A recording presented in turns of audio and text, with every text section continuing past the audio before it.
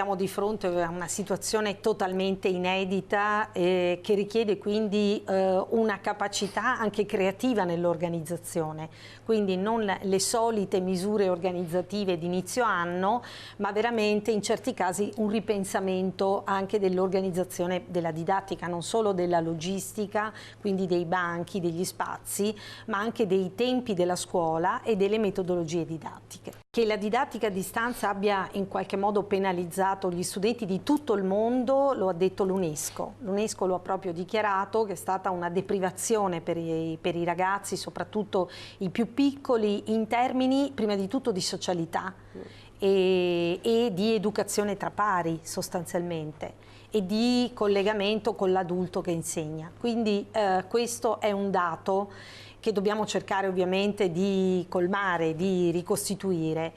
È quindi importantissimo proprio il ritorno a scuola, soprattutto per i ragazzini dell'infanzia, della primaria e della scuola media.